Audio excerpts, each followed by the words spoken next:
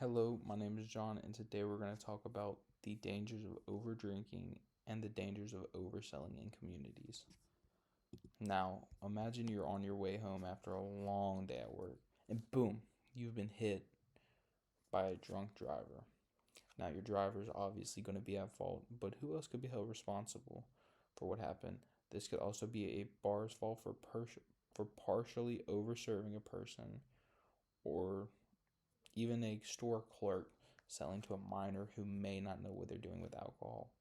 Now, today's purpose is to tighten up some of the problems linking from overserving to overdrinking.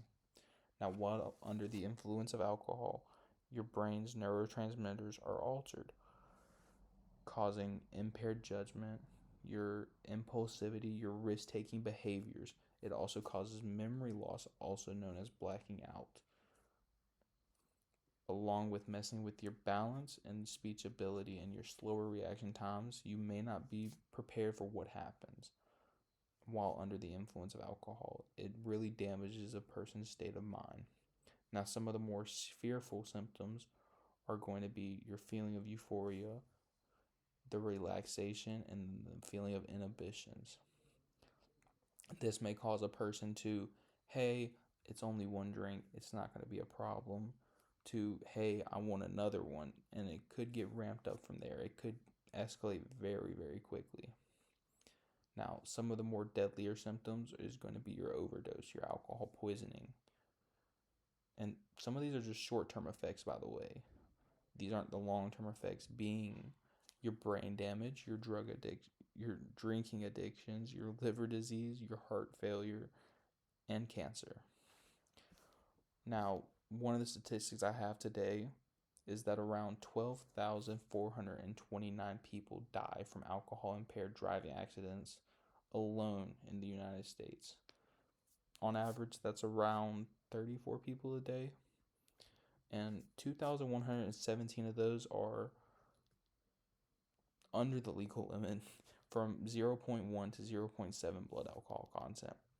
Now, that's just from the driving accidents alone, from people that got behind the wheel and I was okay to drive. Well, clearly some people aren't, and we really need to go back and look at some of these actions and try to reflect on being better as a community and being better as whole people.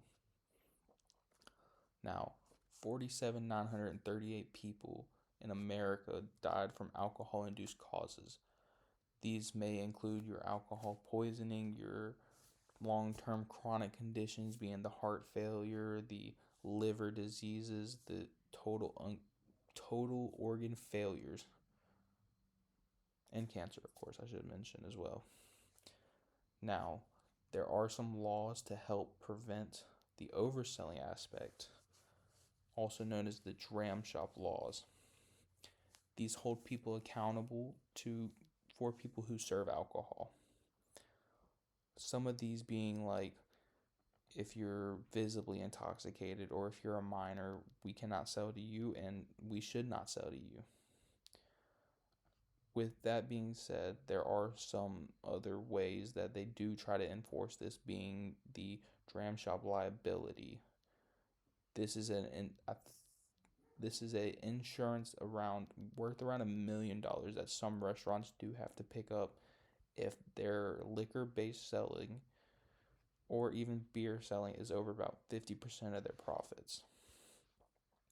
Now, there are the aspects that you can file a civil suit or criminal charges against the people that cause these accidents, the overserving, the overdrinking, and it holds them accountable to that degree. This is a way that they try to get some of these numbers down and try to not have so many deaths in the United States about this. Now, overserving is a very common occurrence in multiple places, whether that be a bowling alley, a bar, a restaurant, a gas station. And it's just all for extra profits, extra money, extra tips. Some of this could be avoided by telling a person, hey, you may not need a drink or you may not honestly have a drink. It's not worth it, and you are not in the proper state of mind to get a drink. Now, another one is just a caring about the people. If you listen and talk to them and hear their side of stories of what's happening in their life, a lot of these people you will find may not need alcohol in their life. It's just something that they reach for to help numb and help get rid of some of that pain.